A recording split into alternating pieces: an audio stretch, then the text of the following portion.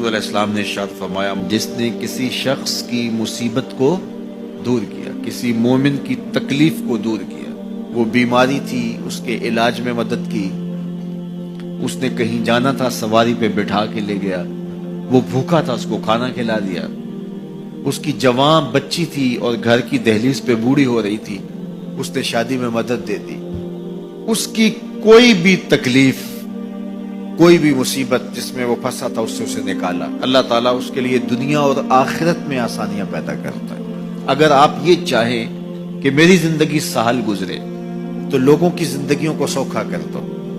بعض اوقات ہمارے رویوں سے لوگ اوکے ہوتے ہیں۔ ایک بندہ مجھے کہنے لگا کہ بڑی پریشانیاں ہیں، تو میں نے کہا اللہ کی مخلوق کے لیے آسانیاں پیدا کرو، تو اس نے کہا میں تو کسی کو کوئی تکلیف نہیں دیتا۔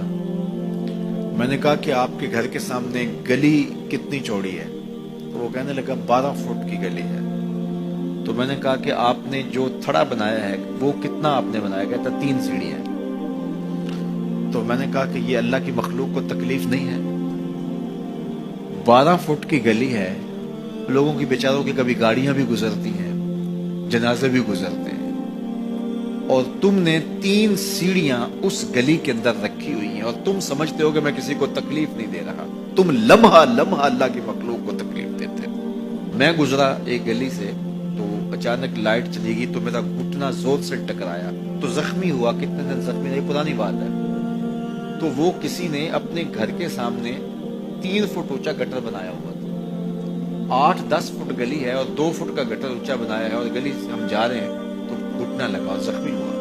پتہ نہیں کتنوں کے زخمی ہوئے ہوں گے، کئی بیمار گرے ہوں گے، لیکن اس نے اس کو ہٹایا نہیں ہے، اس لیے کہ وہ سمجھتا ہے کہ گلی پر اتنا تو میرا حق ہے۔ ہمارے دین نے تو ہمیں کس قدر آسانیاں سکھائی ہیں، کس قدر سہولتیں ہمارے دین نے ہمیں دی ہیں، اور لوگوں کی جان سوکھی رہے، لوگوں کو تکلیف میں مبتلا نہ ہونے دیں، لوگوں کو اذیت میں مبتلا نہ ہونے دیں۔ میں تو یہ بھی دیکھتا ہوں کہ لوگ 12 فٹ کی گلی ہے اور اس کے اندر دکان ہے، تو سامنے اس طرف کا جو ہے وہ موٹر سائیکل کھڑا کر کے تو اندر سے جو ہے وہ کوئی چیز خرید رہے ہوتے ہیں، تو باہر سے کوئی بیچارہ آ کے ہارن دے رہا ہو، اب کھلو جا، کوئی نہیں ٹکالی پہ۔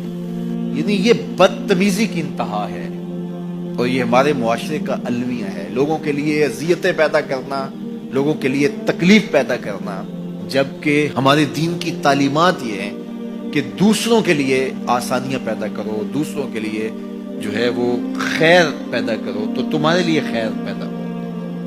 تو اس لیے فرمایا گیا کہ جس نے کسی شخص کے لیے آسانی پیدا کی تو اس کے لیے بھی آسانی پیدا ہوگی، لیکن صرف دنیا پہ نہیں ہوگی بلکہ اس کے لیے اس کے بدلے میں آخرت میں بھی آسانی پیدا ہوگی۔ تو یہ اگر ہم مزاج زندگی بنا لیں تو وقت نہیں لگتا کوئی اس پہ، تو اللہ تعالیٰ جل شانہ آسانیاں پیدا کر دیتا ہے۔ ویسے بھی آپ کسی کی دل جوئی کریں، کسی شخص کی مدد کریں، کسی کے لیے آسانی پیدا کریں محض اللہ کی رضا کے لیے، آپ کے اندر جو طمانینت اترے گی، جو ٹھنڈ پڑے گی، اس کا کوئی جواب ہی نہیں ہے۔